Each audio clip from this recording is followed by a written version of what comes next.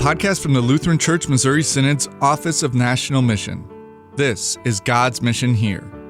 Thanks so much for joining us. I'm your host, Steph Nuggebauer.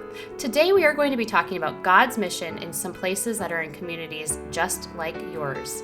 I am joined by the Reverend Jim Henkell. Welcome. Jim, would you please introduce yourself? Thanks, Stephanie. I'm Jim Henkell. I serve as the ministry executive for the Pacific Southwest District, which means I get to partner with church workers in all different seasons of ministry. I've been a pastor for more than 25 years, a parish pastor in Lutheran churches and schools, and I've really had a breadth of experience as a church worker and with other church workers, but I've been delighted to be in this district role for the last couple years because it gives me an opportunity to see what God is doing in a variety of different places and to impact workers in different ways. So, Jim, we start every episode of this season off with two of the same questions. I know that you have said that you've served in mission work in several different communities, most recently in Pacific Northwest District. How would you describe worker wellness as being related to the mission of Christ Church, and what is God's mission? God's mission remains the same, but I find that I have described it in different ways over the years. There have been times I've used the language of saving the lost. Other times I've used the language of making disciples. But the language I find myself using most recently is God breaking into our lives with his kingdom, or bringing people into his kingdom. And the reality is we live in all types of different kingdoms. Home is a kingdom, work is a kingdom, city is a kingdom, but God's kingdom is unlike any other. It is the kingdom in which we are defined not by what we do, but by what he does for us, by the life, death, and resurrection of Jesus for us. And the breakthrough of that kingdom into our lives gives us identity, gives us assurance, gives us eternity because of what he does. And so worker wellness and God's mission are intimately connected because the experience that workers have in that kingdom, seeing themselves before they are workers as sons and daughters of God, as our brothers and sisters in faith, really defines the experience they then have as workers. And maybe that's the way to put it. Their experience in God's kingdom defines their expression in the churches and schools. So it would behoove us as a church to help their experience in church work to be one that's joyful and fruitful and where they feel well supported and well cared for. Exactly right. You know, what it is that they receive from all of us is what they end up giving to everybody else. And so it's integral, the relationship between the two. Yeah. Well, the way that you describe God's mission is unique, and the book of Matthew probably really well supports your answer to that, and it being all about God's kingdom breaking into our world in many ways.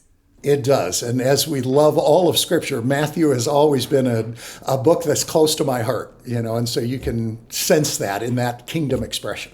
Yep, absolutely. So, Jim, why is church worker wellness so important to you as a pastor yourself, but then also as a pastor serving within your district? So maybe from a congregational pastoral standpoint, but then from a district level, why is worker wellness important to you? Yeah. Wellness is important to me because Jesus loves church workers, and so do I. That is part of being in relationship with Christ and being in ministry for him, is to love all of these people that he places into our lives.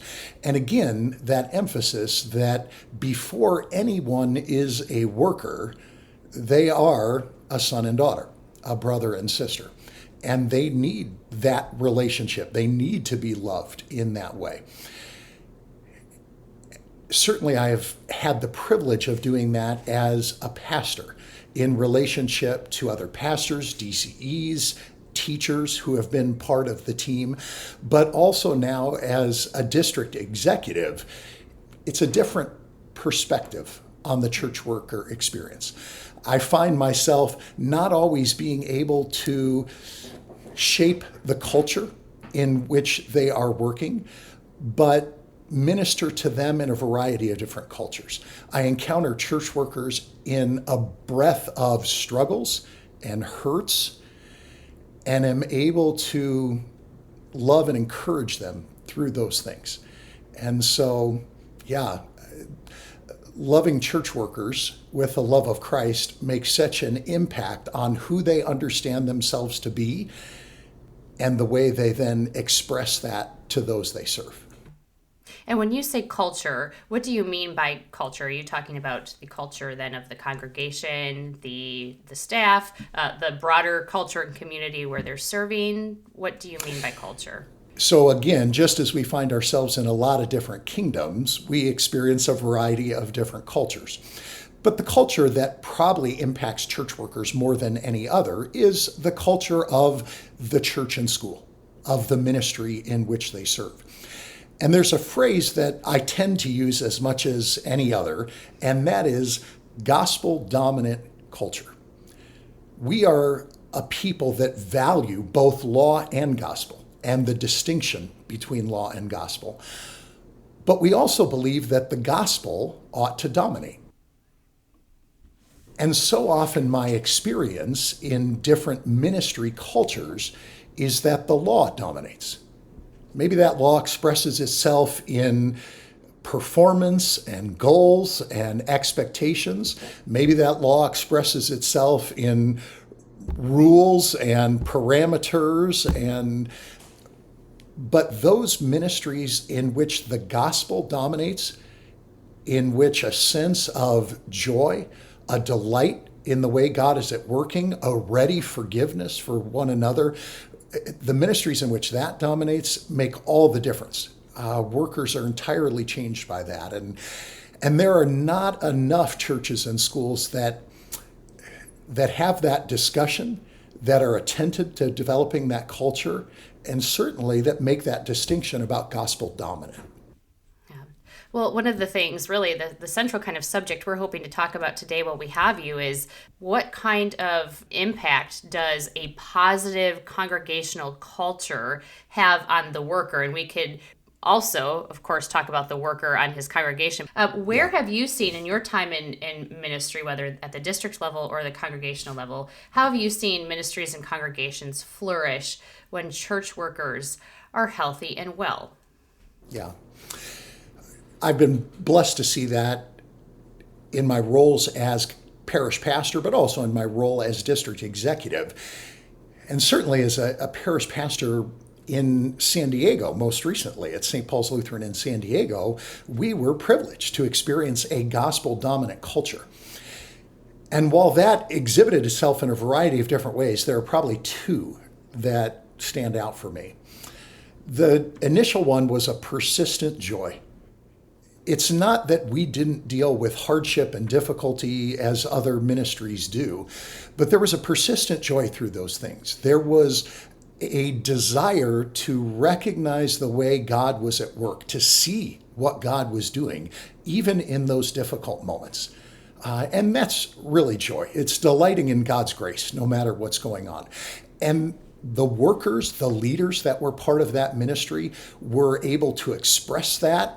They were eager to recognize that, no matter what was going on.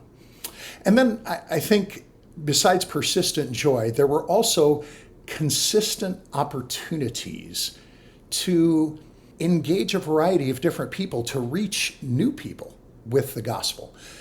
Because that gospel-dominant culture existed, people were drawn to it who weren't a part of it. They wondered what was different. But the people who were part of it were also eager to share it with those in their lives. And so whether it was worshipers or families that were connected to our church and school, or those who weren't, that maybe had extended connections to those who were a part, there were just consistent invitations to, come talk with this person or engage my family member, or they heard what we've been experiencing here and want to be a part of it. And that culture made such an impact on the ministry we shared together. Yeah. Wow. So then, likewise, or conversely, maybe I should say, how is a church worker's well-being influenced by the culture of the ministry they're serving?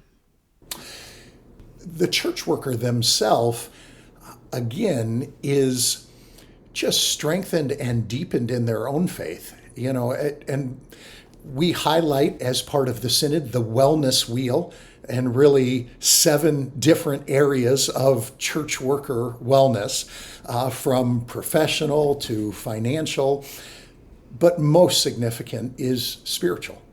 And so for church workers, if they are growing in their faith, if they have a sense of the way God is working at their life, it makes so much difference in the way they're able to navigate and handle anything else that may be coming their way.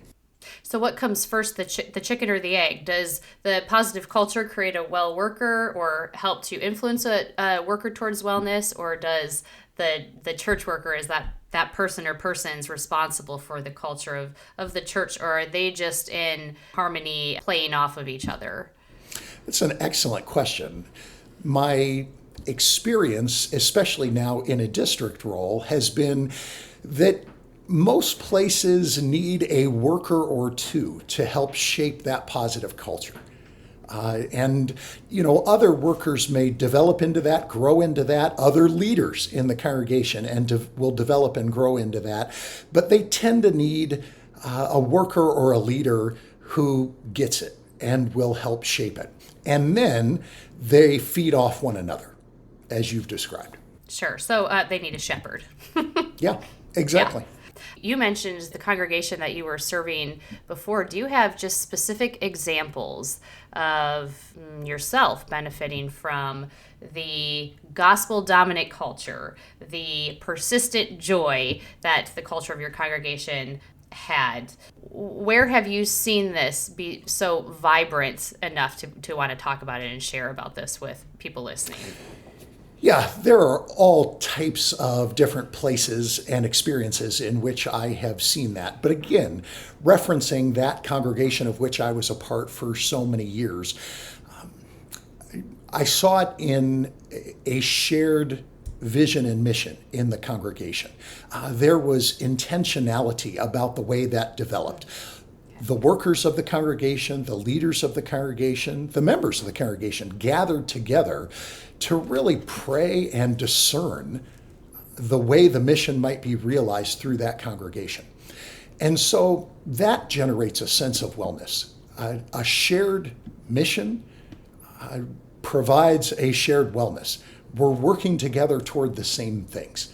People do not have competing agendas. They are not working at cross purposes.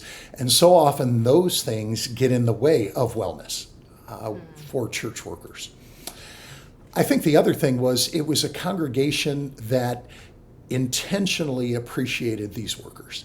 It recognized that they were not a different species. They were, not different from everybody else. Again, they were those brothers and sisters in faith who had been called by God through His church to take on these different roles. And they really appreciated that. Soon after my time at the congregation began, we developed a church worker appreciation model. And it's a model by which we recognized every 5th anniversary in the LCMS and every 10th anniversary at that particular church and school. And those anniversaries were recognized with cards, with letters, with cash gifts, with, as the years went on, even sabbaticals and just other things to value and appreciate. And it wasn't just limited to the time of service.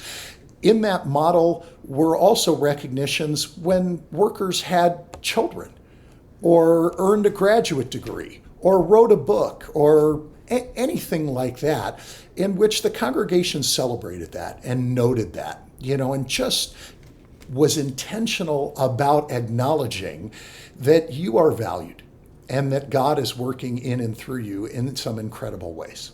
Yeah, sure sounds like the kingdom coming into every corner of that ministry. Yeah. Yeah, it was a neat, and again, not to say we didn't struggle, not to say we didn't sin. We certainly did, just as we all do. And yet we were blessed to experience some real healthy, tremendous things together. Yeah. What do you think, Jim, church workers need most from their congregations? You've mentioned several things, but most or of top import, what do you think that would be? Yeah, again, when it comes to those areas of wellness, certainly it is their spiritual well-being as much as anything.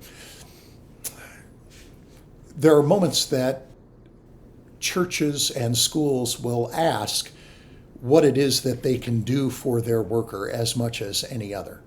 And while I share a variety of things, including to pray for them and provide for them in a variety of different ways, the thing I probably share more than any other is to listen to them. If congregations are wondering what it is that they can do, to intentionally listen to their workers. Maybe that happens annually, maybe it happens quarterly.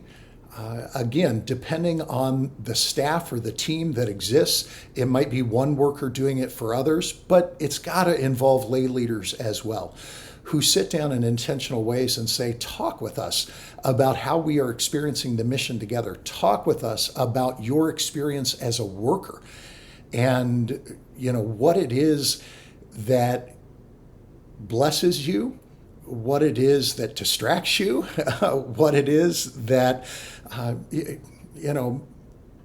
struggles for you. And really just to kind of have those conversations and then to respond to those in the best possible ways. So not to be an Eeyore here, but we've talked a lot about what healthy congregations and cultures of a congregation look like. Could you briefly give us an example of some unhealthy characteristics of a congregational culture, but then, not to leave us there, give us some advice, give our listeners some advice for moving forward in helping to build a culture of care and well-being, especially for their workers. Yeah. So if the healthy culture is gospel dominant, the unhealthy culture is law dominant. And that may exhibit itself in a variety of different ways. It may exhibit itself as a culture that focuses on just demand and expectation. Did you hit this goal? Did you realize this number? Did you, that kind of thing. It's a culture that criticizes far more than it encourages. It is a culture in which there is fear when it comes to viability and finance and all of those things, more than a culture of assurance about the opportunities that God has for it and the way it may work. So it is any number of those different ways that the law may be dominating. And it's really the question that you want to ask, which one dominates in our culture, in the experience we're having together? And if you're not sure of the answer, ask your workers. They'll tell you. They will absolutely indicate that. And so again, I think, for congregations that may be experiencing that or may need to shift in their culture, the initial thing they want to do is listen and engage and have that discussion together. I think the other thing that they want to talk about is transitioning from, I'm going to call it, and these are two words I find myself using a lot, viability to opportunity. So many congregations are focused on viability, what it's going to take to survive, whether or not they're going to make it another year, if they can afford to pay the bills. And I appreciate the reality of that and the pressures they're facing. These are congregations with whom I partner all the time. But I want to move them from the viability focus to the opportunity focus. Whatever size you are, whatever struggles you're dealing with, what are the opportunities that God is putting before you? And that may be an opportunity for you as a church and school the way you are. It may be an opportunity to partner or merge or join with another. And that's so much a part of our emphasis now. But it is getting to that place again of opportunity. the viability discussion for our workers creates so much fear and anxiety. Nobody knows if they're going to make it. But engaging the opportunities that may exist, really asking not why are we dealing with this or facing this, but what is God doing? Making that switch from the why to the what makes a huge difference. And I know those are more perspective things and thought things. They may not sound like practical things in the same way, but they have such an enormous impact on the practical things that inevitably come from that. Yeah. And if I can, what I'm hearing you say without adding this particular verbiage is that not only would it be the church worker's job or just this kind of blankets kind of responsibility of the congregation, but then ultimately also the lay leadership, whether that is elders or however your congregation is structured, where the leadership of your congregation really needs to take up this work together. Is that correct? They do. That's absolutely the case. Everybody needs to be a part of those discussions, a part of making that shift. If a shift is needed, from law to gospel, from viability to opportunity, from why to what, whatever that shift may be, everybody has to be a part of that. And so if there are people listening to this podcast who are workers, facilitate that discussion, encourage it. If they are lay leaders, prompt that discussion in your ministry about those types of things. I think that you have pretty much covered from, A to Z how we can work toward a positive culture for both church and holistic congregational life. But you have the mic for another minute or two. Jim, what would you wish to add to this conversation on worker wellness?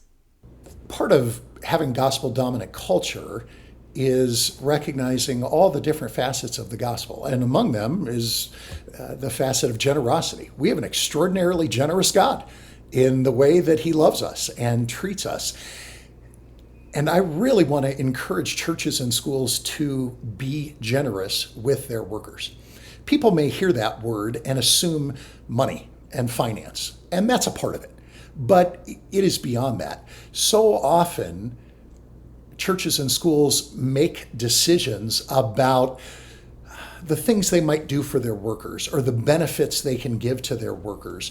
And they're hesitant to pursue them or offer them because they fear the impact it will have on the organization or the organization will not have enough. My ministry experience has been that there was never not enough.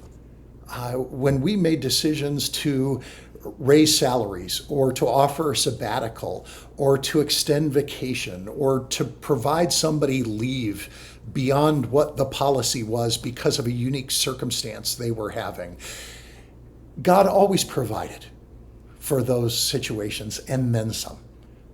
And I think that's the reality of so many ministries and congregations. Those that tighten the purse strings too much or want to control, this exact policy or enforce this particular rule without having just a measure of grace and generosity in working with people, I think inevitably regret it. Workers struggle in their roles. They may end up leaving. So that's a really difficult thing. And so I want to encourage that generosity. And the other thing, if we still have a minute, that I want to mention as well, is the relationship between wellness and recruitment. We have a phenomenal recruitment emphasis through the Synod now and set apart to serve. It is something that is bearing fruit in so many different places. We're seeing positive impacts, not only in enrollment, but just in discussions and influence of those who are considering church work and God is working on their heart.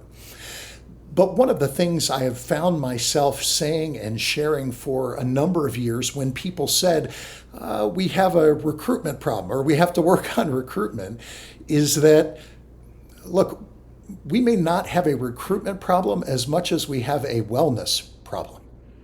Because church workers are not as well as they should be, because they are overwhelmed or struggling or hurting, because they aren't healthy in a variety of different areas, they aren't influencing others to consider church work. They aren't mentoring others into that role. And I think the more effectively we engage wellness, the more we are able to emphasize the gospel, to provide for workers in the best possible way, to be generous with them, the more we are going to see an impact in recruitment. Oh, I absolutely agree. Thank you. In fact, we have one episode that really dives into this a lot, how the two are very much interconnected. What I'm hearing you say is that part of a gospel-dominant congregational culture is one who has pretty open hands. Yeah. Instead of a tight grip on the purse strings or a tight grip on policies and rules, as you stated. And certainly there's a time and place for wisdom and discernment with that. But open-handedness and generosity has always been a mark of the true Christian church. And gospel dominant does not mean law absent. We recognize that both exist. Both are essential and necessary. There's no doubt about that. But one always dominates, and one needs to dominate. And so it's not to say that churches shouldn't have policies or a handbook or all those kinds of things, which we certainly did in that ministry that I referenced in San Diego. But the manner in which those things are designed, the manner in which they're administered, ought to be done with that gospel perspective and gospel emphasis in the lives of workers. Yeah, thank you. Well, as we're instructed in the scriptures, let no debt remain outstanding amongst you except for the continuing debt to love one another. And that includes, a readiness to forgive, a readiness to be generous, a readiness to invite others in hospitably into your healthy, thriving culture. Absolutely. Thank you so much, Jim. It was a pleasure to have you on and to learn from you today. Thanks, Stephanie. Great to talk with you, and look forward to a future opportunity. Thanks for joining us. If you liked what you heard, please leave us a review and don't forget to click the follow or subscribe button so that you don't miss out on upcoming episodes. God's Mission Here is a podcast that discusses Christ's gifts of forgiveness, life, and salvation, and how He delivers those gifts where you live and serve.